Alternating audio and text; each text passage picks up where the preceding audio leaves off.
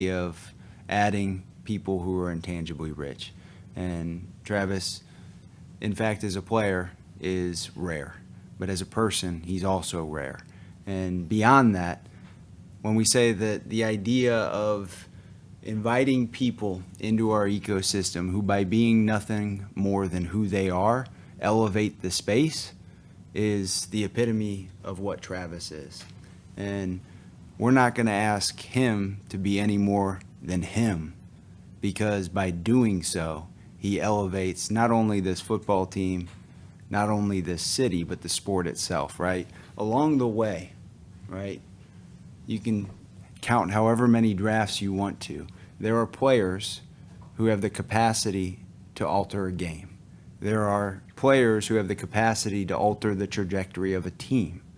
There are very few players who have the capacity to alter the trajectory of the sport itself.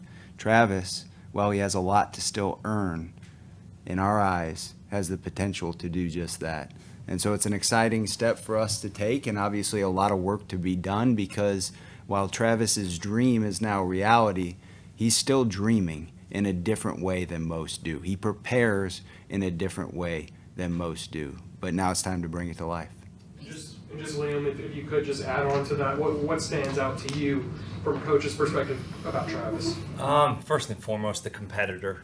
The ability to play on obviously both sides of the football as just a player in general. The snaps that he takes, the preparation, the accountability, the way that he's in the building at 5 a.m. training his body.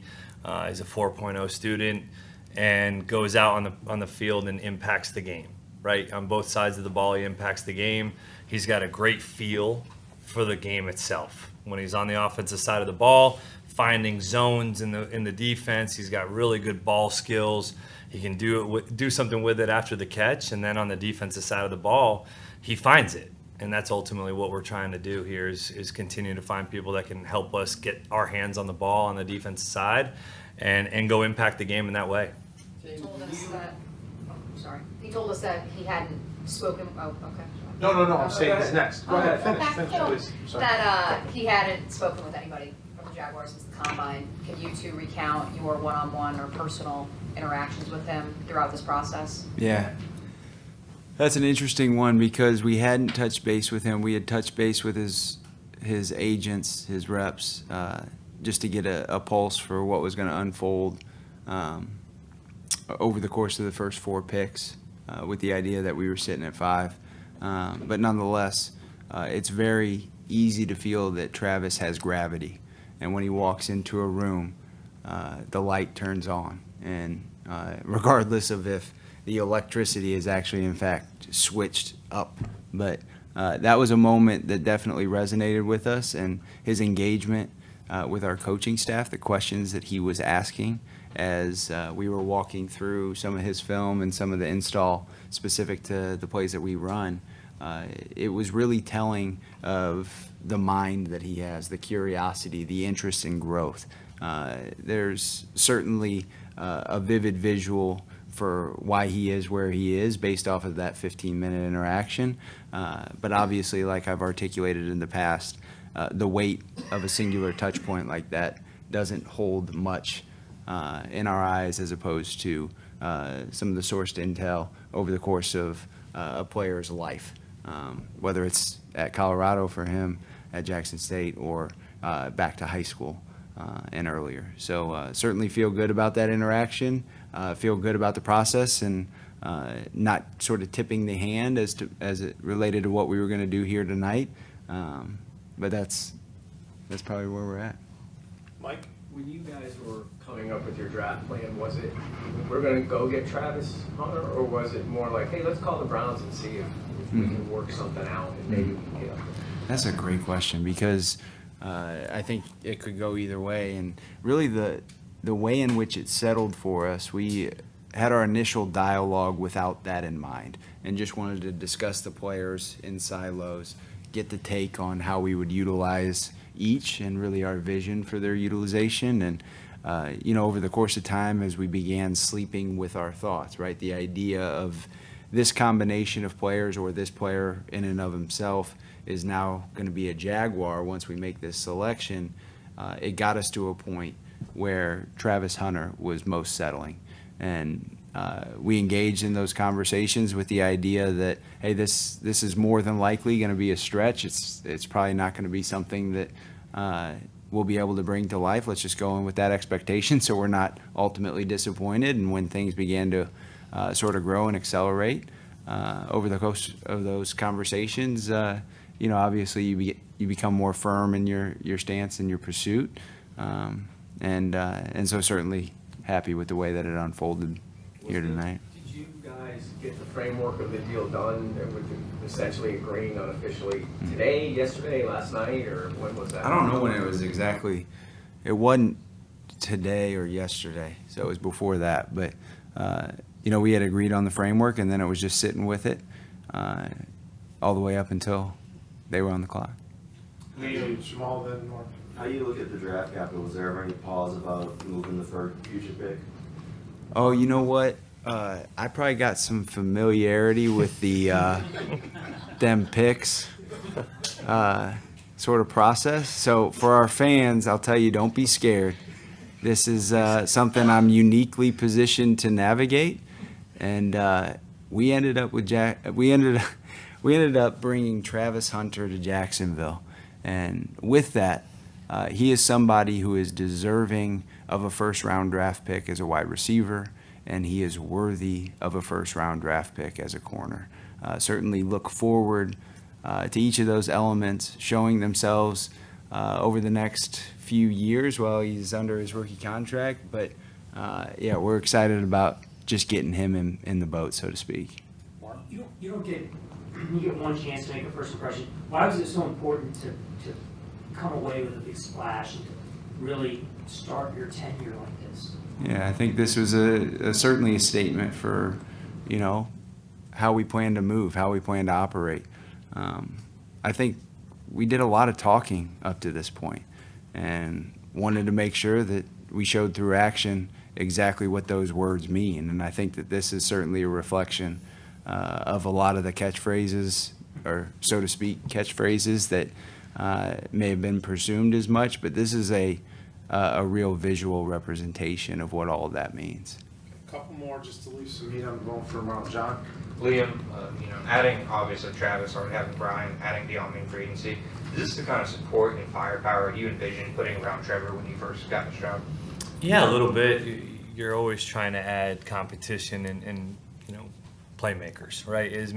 There's so many schemes that you can devise and execute, and ultimately when you have players that can win on their own and do something with the ball on their own, I can't really coach that, and defensive coordinators can't really coach for that. So ultimately you're looking for players, can they win on their own, and can they impact our offense in that way? Yes, he does, and that is what we were looking to do in so many ways.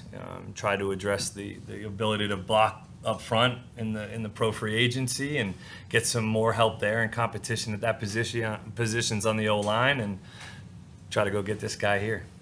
Liam, have you heard from any of your players, perhaps any fun anecdotes you can share? Eric Armstead FaceTimed us right after, and you could not hear. He could not hear us.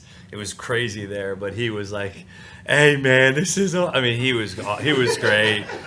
He said, "Way to make a first impression," And Josh Hines Allen texted me, excited. Trevor as well, and so that's been fun, right? You want to talk about being agile. So I think Eric was originally slotted to do the second round pick. the second round pick. Yeah. And he had hit me up at breakfast the other morning. It was like, I'm looking forward to the opportunity heading up this evening. It should be a blast. I'm thinking in the back of my mind, I'm like, should I give him the heads up? But they pivoted and they remained agile. They're in real time in Green Bay, and the atmosphere there certainly looked great. Justin. James, you've mentioned being bold and not flinching, but I want to ask, where does that confidence come from? Because as multiple people have alluded to, this is your first draft. It's going to be tied to your tenure here. So where do you get that confidence from? Oh, you know what? I think preparation helps with that. I think at the same time, just over the course of your life, you probably experience moments in which you didn't do something out of fear, and you also experience the moments that you sort of take the leap and begin to level and balance the sensations that come with each. And I know every step that I didn't take that related to fear, I regret it. And so that's not something I intend on doing the rest of my life. So I think it's also something that I would, if ever giving advice to anybody, which I don't say I should do all that often, because each of us should sort of build off of our own experiences or observing those of others. But not being scared is something that goes a long way. Courage goes a long way. I can tell you with that, right, and with inexperience, that's where fear starts to set in. And the fear of the unknown is something that if you can work past, there's no telling what you can get to. And so I think certainly wanted to reflect that not only in tonight's actions, but in every action that we take in our normal modes of operation. We still have 9 picks on the horizon.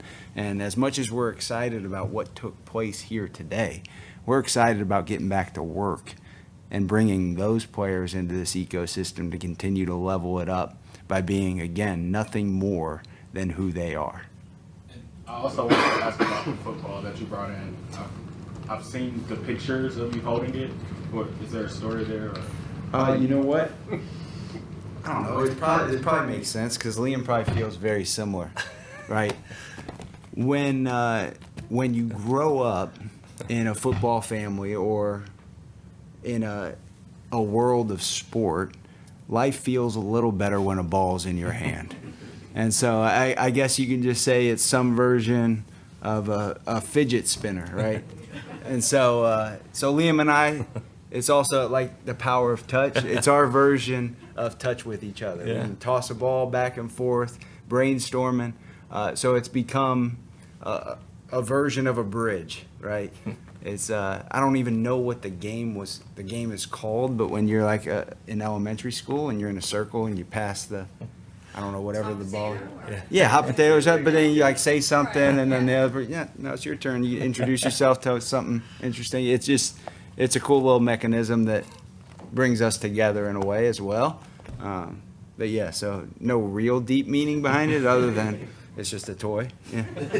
Wrap it up with Hayes. Last question. Can you spin it? I mean, He can catch it. You can catch it. And Yeah. spin it. You can spin it. He can spin it Correct. too, though. That makes more He's sense. hit the goalpost more than I have. It usually takes quite a few times. He can spin it. Liam, how does Travis's extraordinary offensive talent pair with what Brian Thomas can do on the other side for you guys with the potency of those two guys Yeah, offensively? I think just adds another layer for the defense, right? For them to have to defend against or not maybe be able to double team one side of the field or lean a safety which way. Man, BT working with him over the last few days was really impressive. Really impressive. Yeah, freak. So that was exciting, and to be able to have this opportunity now to, continue to add to that room, because that room this week I thought did a great job. All the guys, Deami Parker, all those guys that were out there competing did a great job, and this just only adds to the competitiveness in that room, as well as to the team, because it's going to be multiple positions here. So, yeah, that was pretty cool.